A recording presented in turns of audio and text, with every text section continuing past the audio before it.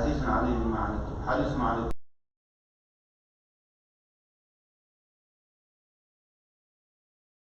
Like he is hurt by whatever bothers you. Can you imagine if whatever hurts that community bothers you? Because you care. And he said about him, قال حريص عليكم. He is keen for what is beneficial to you. Like he always looking after you. He cares about you. بالمؤمنين رؤوف الرحيم. He is very compassionate. He is very loving. Salawatullahi wa salam. So may Allah give us that love and mercy for another year. So what can I do then? If you want to talk about practical steps that I would love to start working on, inshallah ta'ala, I want you to start a program out of this whole experience in Ramadan, out of this whole experience in Ramadan. Let's start with a program.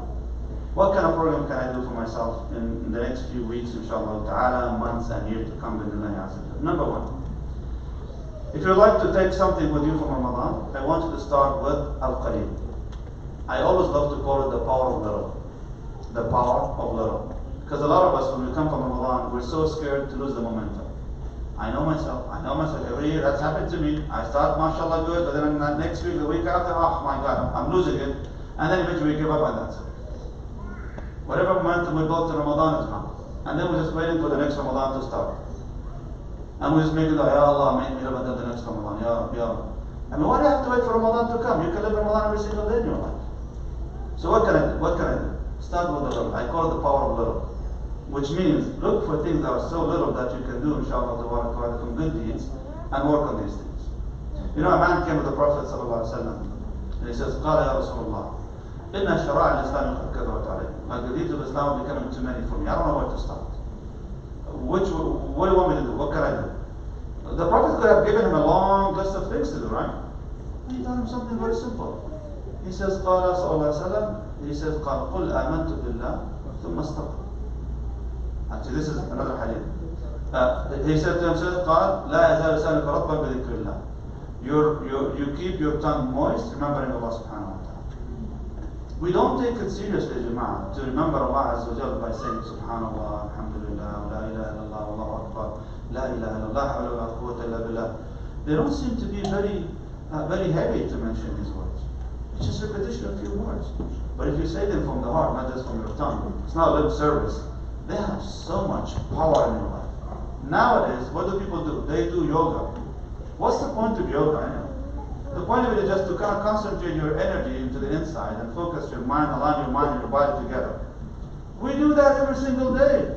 We call it salah and tasbih and dhikr. But we just don't take it seriously and we don't focus too much on it. So if you make your adhkar regularly, even though it's just a matter of dhikr, conscious of Allah subhanahu wa ta'ala, concentrated all the time, mashallah, what a great achievement. Another man came to the Prophet and says, قال يا رسول الله قل لي في الإسلام قولا لا أسأل عنه أحدا بعد. Tell me something about this deen, I don't have to ask anyone after you. Like, I heard so many things. Give me one thing about Islam. He says, قل آمنت بالله ثم استقم. You say, I believe and then prove it. This is what does it mean to be a Muslim. Are we clear on this, Jama'ah? It's a very simple message. Say, I believe and then prove it. How do you prove it? That's your business. But you follow the example of the Prophet ﷺ, and the competition comes there. Who's doing better, who's doing more? All of this comes in between. But the idea is that you always keep that in your mind. My position as Muslim is to believe and then work upon this and then prove it. So Ramadan is over right now. Are we going to continue with the legacy of Ramadan? If you really benefit from Ramadan, how are you going to prove this, inshallah, through your practice with Allah Azza wa Jalla? So the first thing, we start with something low. The second thing, I need to do it to as much as I can level. Like reach your capacity, reach your maximum if you can. Don't settle with your minimum. Because a lot of people, they go with the minimum. Why? Because I call this the worship of the Bedouin. The worship of the Bedouin. What does it mean exactly? A man came to the Prophet ﷺ, a Bedouin, came from a desert. He was speaking to the Prophet. The Sahaba themselves couldn't tell what he was saying because his accent was so heavy. He's from the desert people. So when the Prophet starts answering him, the Sahaba said, he's asking about Islam. So then he was asking the Prophet ﷺ simple questions. We got a man came from you and he said that you were sent to us as a prophet and messenger of God. Is that true? And the Prophet says, yes, absolutely, it's true. Because I ask you right now, tell me the truth. Who raised the heavens? He said, Allah. Who leveled the ground, the earth? He says, Allah. And then he asked the Prophet, he goes, I ask you by the one who raised the heavens and leveled the earth. Did he send you to us? And the Prophet says, absolutely, he did. It was okay. Your man is saying that we have to pray 5 times a day. Is that true? Because it is true. He said, I ask you by the one who raised the heavens and leveled the earth. Did he ask you to do this? He goes, yes, of course. The 5 daily prayers. Because your man is telling us that we have to fast a month of Ramadan. Is that true? Because yeah. So I ask you by the one who raised the heavens and leveled the earth. He kept asking him the same question over and over again. Is this coming from Allah? And the Prophet keeps saying, yes indeed. So when he asked about as-salah, fasting, hajj and zakah, he goes, is there anything else I need to do? The Prophet said, no, that's what you need to do, that's your minimum. Basically, this is your minimum. So the man says, I swear to you, I will never do less or more. And as he was leaving, the Prophet looked at him and he goes, أَفْلَحُ أَبِي إِنْ صَدَقَ. If he tells the truth, I swear he will be successful. But that's the Bedouins ibadah, Jama'ah. How many of us can guarantee if I get that minimum level, I'm going to be okay? Because I know some people, when told about Jannah, and Jannah is 100 levels, the highest is Jannah al-Firdaus al-A'la, the roof of which is the throne of the most merciful subhanahu wa ta'ala himself. The water that runs in Jannah gushing from there. Can you imagine that position? That's the position of the highest elitist people, the Anbiya, As-Salihin, Al-Mursaleen, Al-Shuhada, all these are there. But then there are some people who say, Sheikh, if I cross over the bridge over Jahannam, I'm happy.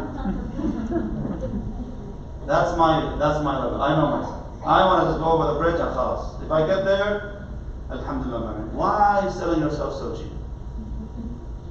Why do you do that to yourself? Ramadan was an example for that you can do more. And you can do better. And you can't reach your potential until you try. And you can't really realize that you reach your potential until you try. So keep trying. And if you need to add more or extra, then learn, ask.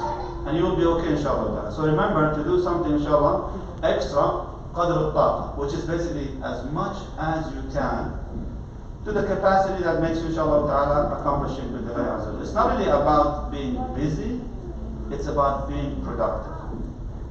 Yani don't fill your day with a lot of ibadat, and then by the end of the day, all what you get is just being fatigued. No, we want you to do the things, even though they were little, but they're very, very powerful. Your smile would mean 1,000 times better than few words that mean nothing to people. Sometimes just genuine smile on the face of somebody to make their day, alhamdulillah, better for them is better than many, many words you say. Helping somebody, doing something else, the good akhlaq and manners, mean a lot. But again, you need to make it productive, inshallah ta'ala. Number 3. As I do this, and what do I need to do this for, inshallah ta'ala? What am I trying to accomplish my akhlaq, being always conscious and do the right thing and start with little things? I want you to focus on the people who are around you. Like the Prophet sallallahu alaihi wasallam. You know, most of us, we focus with our accomplishment on our personal ibadah. So I need to fast, I need to give charity, I need to do this, I need to do that. But how much of your day is really around helping people and being there for people? How much of your day is that? Unfortunately, we live in corporate America, so from 8 a.m. until 5 p.m., you just work and trying to make a living. By the time you get home, you're dead. How much is left for you even to deal with your own children, with your own family? So even that is missing. Although we're human beings and our really nature as humans is around people as well too. So make sure inshallah ta'ala to give some time to the people around you. How is that? What does that mean? I want you to be an ambassador of Islam. Be an ambassador for Islam. When you walk, when you deal with people, the people just say, SubhanAllah, interesting. When you look at you, just like this lady is mashallah, is amazing. This guy is amazing. Why is that? Because the way you deal with people, the way you handle yourself among people, alhamdulillah, it is very unique and it's very, very, very important. Can we become ambassadors of Islam in general? That's what is important for us to do. Our akhlaq, our manners, our caring about people, loving people, being compassionate, it will get you there. People look at you, and subhanAllah, just by looking at you, they become Muslims. Now, I don't know how many of you work closely with people on a regular basis, part of your job. But if it's not, then you need to make an extra effort just to volunteer so you can be around people. Just be around people. to show you the importance of being an ambassador of Islam. Mus'ab ibn Umayr. You guys know Mus'ab ibn Umayr? Who was Mus'ab ibn Umayr? We call him the first ambassador of Islam. That's Mus'ab ibn Umayr. When the Prophet ﷺ was, before he left to Medina, he had about 80 plus people from Medina coming, gave the pledge. And they asked the Prophet ﷺ, Ya Rasulullah, can you please send someone with us who can teach us about the deen? So the Prophet ﷺ, he sent with him Mus'ab ibn Umayr. Mus'ab ibn Umayr, in one single year, he brought to Islam more people than the Prophet ﷺ in 13 years. Can you imagine that, everyone? In 1 year, Mus'ab, he brought to Islam more people than the Prophet did in 13 years.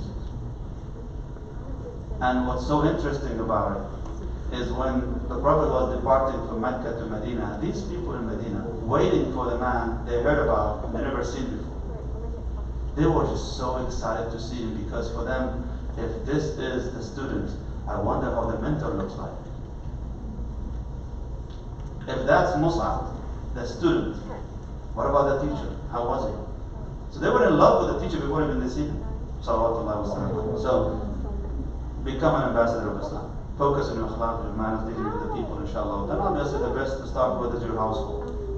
Your household to begin with, then your people around you, your community, inshallah. And there's more actually to add to this, but I want to finalize with one point, inshallah. Part, of course, of doing this, it requires from us to have a proper knowledge for that. In Ramadan, I received the number of questions in Ramadan in 1 month, more than a lifetime probably. The interesting thing about it though is that they're the same questions. Can I give zakat my 401k? When do you do this? The same question from all these people, which prompted me to do the zakat seminar that some of you might watch actually online. They said, you know what, I'm done. Let's have one seminar for zakat. You guys want to hear about it? Come. So when people come to me, can I do this? I said, we have it online, you can watch it inshallah. But that tells a lot about people, that we have the capacity to learn more. We grow with knowledge as well. So this is the time, inshallah ta'ala, when you want to practice your deen, make your ibadah, show your love and mercy for other people. I want to do this with a proper understanding, proper knowledge. And Allah subhanahu wa ta'ala describes in the Quran, those people who have this level, He says, وَالرَّاسِخُونَ فِي الْعِلْمِ يَقُولُونَ آمَنَ.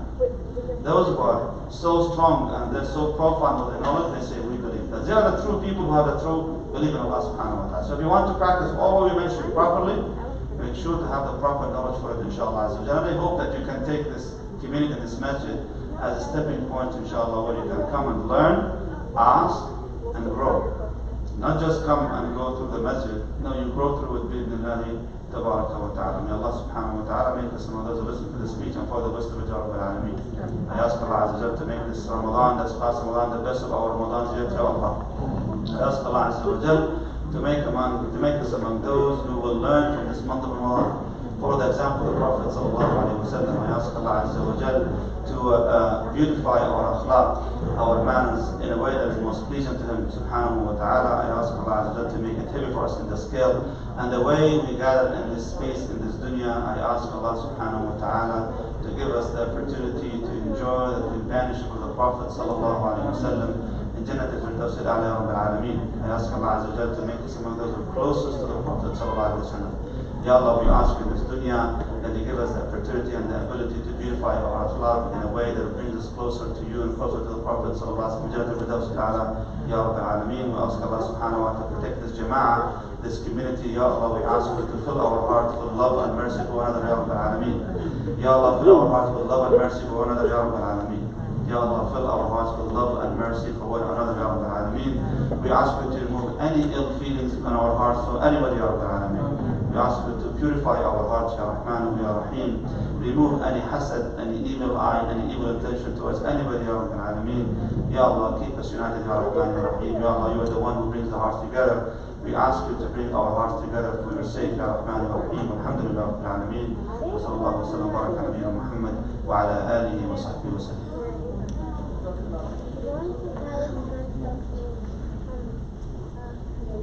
Thank you.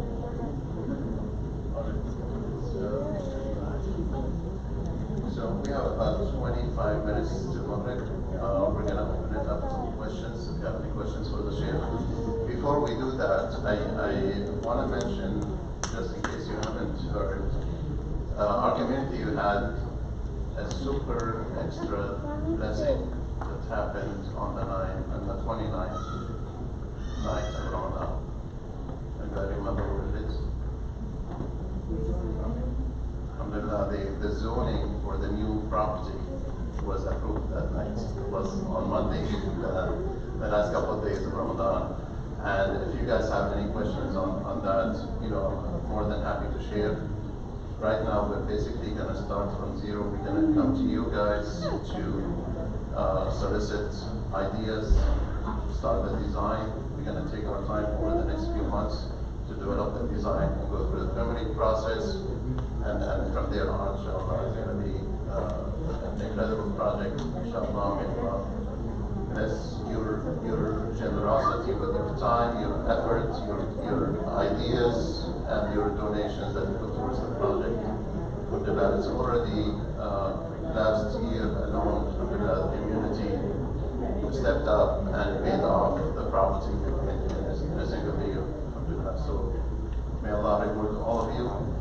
The zoning was incredibly smooth, amazingly smooth. If there was a Quran miracle that I've ever seen, it was that one. How uncontested. There was really no technical, issue that anybody raised. So, alhamdulillah, it was approved. It went very smoothly. There was incredible support from the non-Muslim community, the interfaith community especially, that we have worked with over the years. It works very nicely, alhamdulillah. It is a blessing from Allah. It's a special gift from Allah subhanahu wa ta'ala.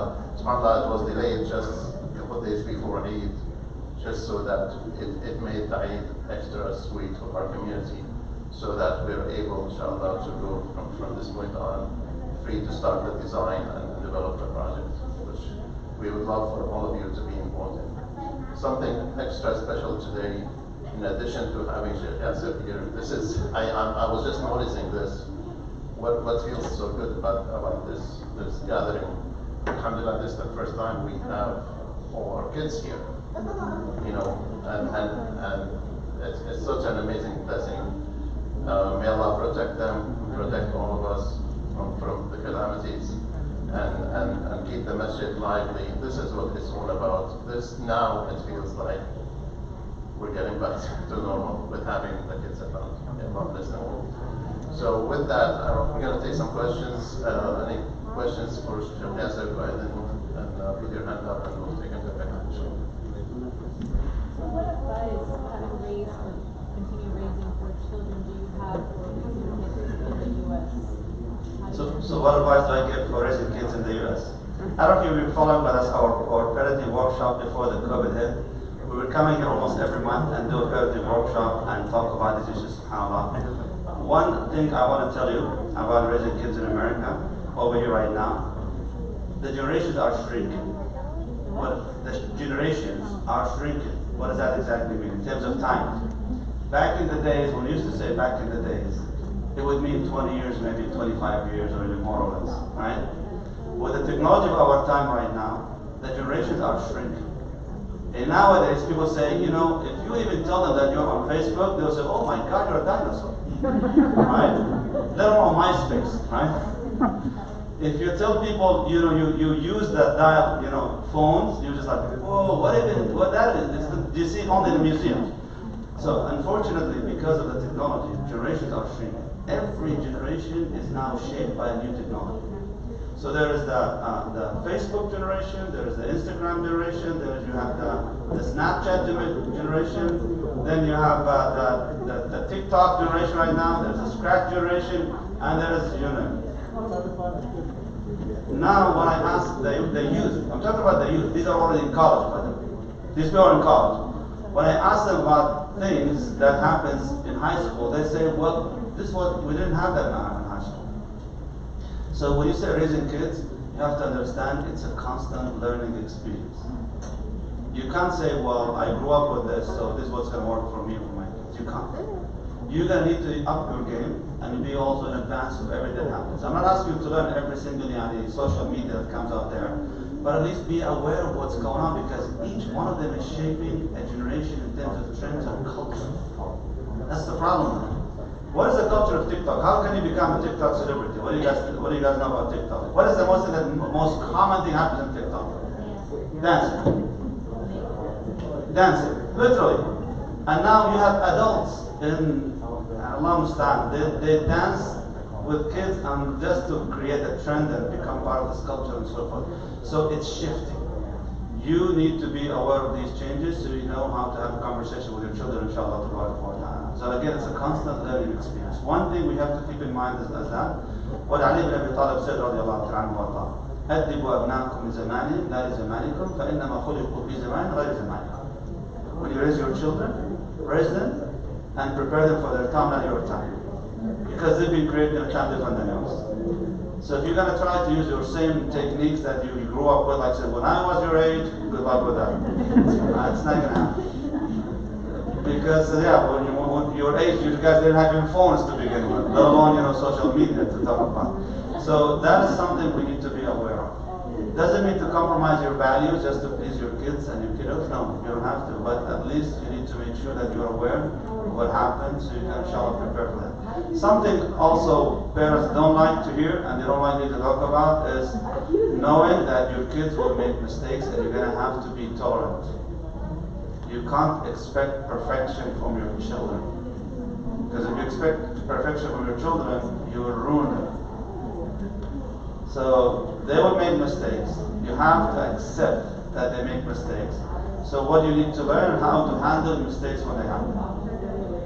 Not to always make them perfect, but when they make mistakes, not if they make mistakes. No, when they make the mistake, what do we do? That's something you're going to have to learn how to do that. Allah. No. A quick announcement. The food is served outside. Everybody is welcome to stay and listen to this and grab their food after Maghrib or before Maghrib. So it's your option. Served outside or under the tent. So help yourselves. Yeah, we can take 5 more minutes of questions maybe and just answer it. Any other question, Imam? You see, you brought the food, no one else has a question.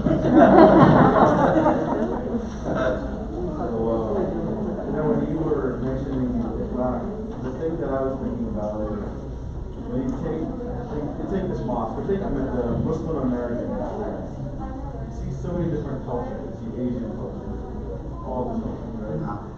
Within, I think of manners. I think of how you approach, how you not offend someone. But I also find that to be very challenging because, for example, I'll give you an example of my professional experience. When you deal with the Asian culture, American culture is very direct.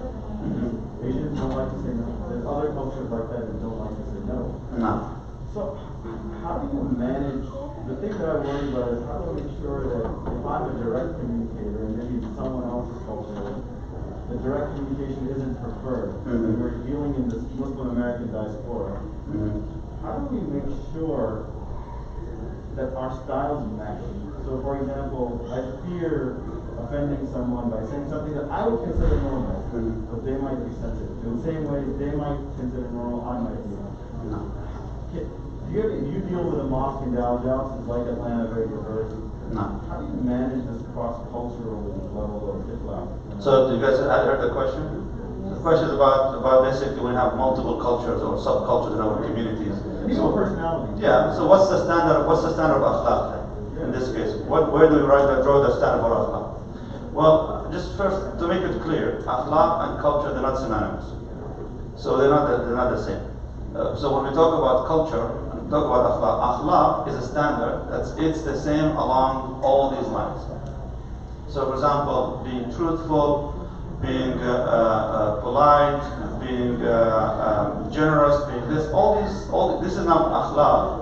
Obviously, they're all cultures. They should share that. However, when it comes to the standard of their culture in regard to this khuluq, for example. Like, for example, in the Muslim culture, generosity is different than in the American context. And if you go to a restaurant with some Muslims, for example, they're gonna kill each other in front of the cashier to pay for the meal, probably. That doesn't happen over here, right?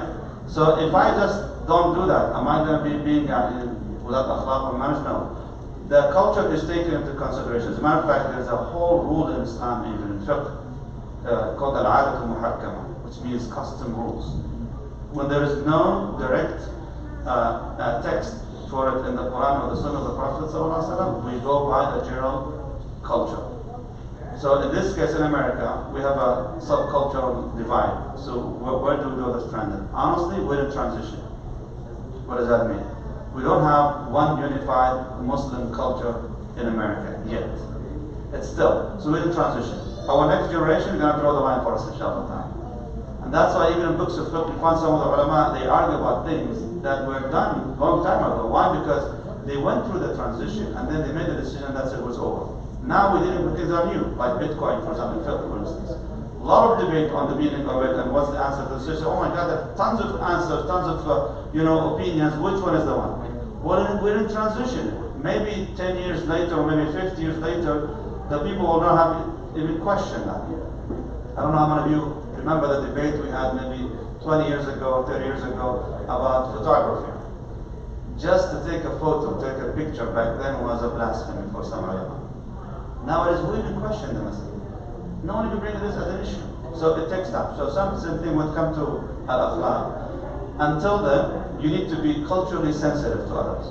So if you want to do something and some people get offended, you know what? It's not because that's how I do it. Sometimes you're going to have to care for other people. You know what? If I came across so harsh and so I apologize, I didn't mean it, but I thought that was something appropriate. So you have to be considerate of other people as well too. Wallah. On the receiving end, we need to be tolerant.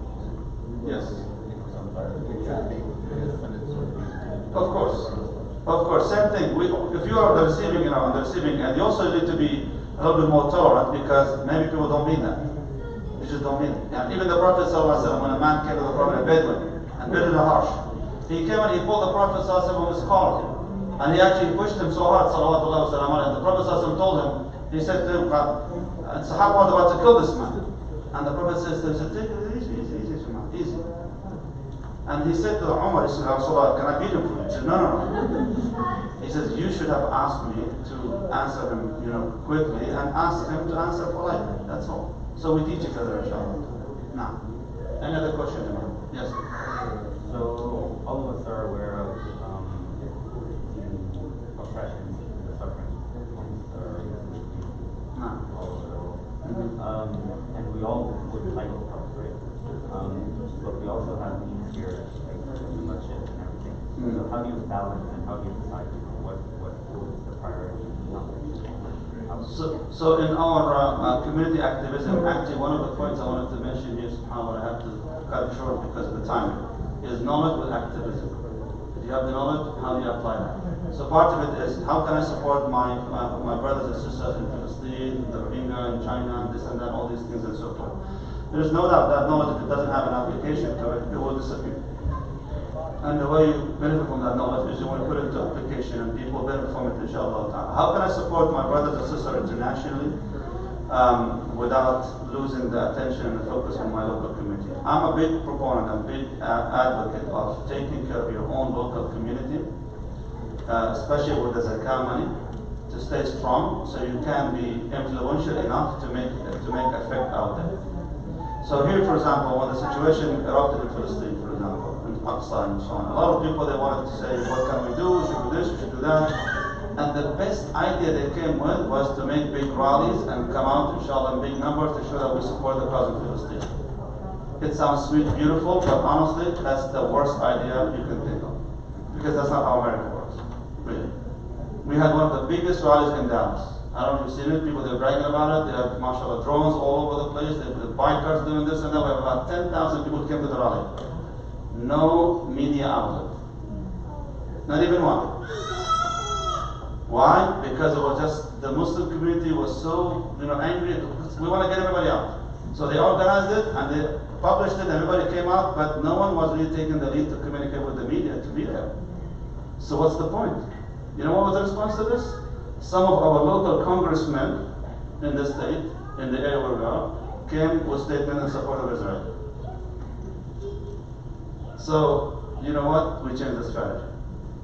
Forget about rallies, forget about these big gatherings. work everything electronically. Here's the number of your Congress people, here's the number of your council members, here's the number of this, here's the number of that. Make sure to have at least 1,000 people do that, 1,000 tweet, because 1,000 this, 1,000 that, and that's what hurts.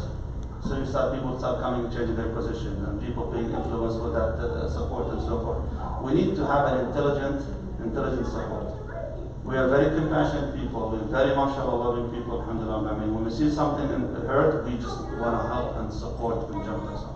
But we need to create a strategy for that. Alhamdulillah, the Muslim community in America is very, very influential. We have the resources, but maybe we're not there yet where we can use it in the right place, inshallah. And I don't know what the strategy for RCM in the future in regards to how they can become, although we are, of course, you have to keep in mind that you are a 501c organization, you're not supposed to be a political entity.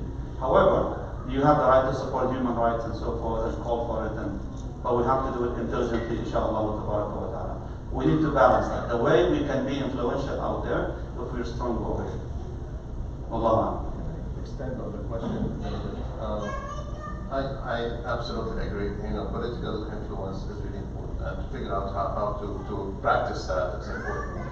But at the personal level, we have, like, I know in my case, having the heritage from Syria, we have specific humanitarian needs that we feel like we're obligated, and how do I balance that versus contributing to build the American Muslim identity here locally. These are two competing, humanitarian need overseas versus the building here required as well. No. So, alhamdulillah, I mean, like I said, the Muslim community doesn't like resources, even outside of America. I mean, taking care of them financially, alhamdulillah, Allah subhanahu wa ta'ala guaranteed He will provide for the people. Whether they're refugees, whether they're going through difficult times, harsh times, and so on, so Allah will provide for them. But of course, that doesn't happen unless, alhamdulillah, some people are actively helping with that. Like Allah using us to reach to these people for the lives of them. We need to create balance.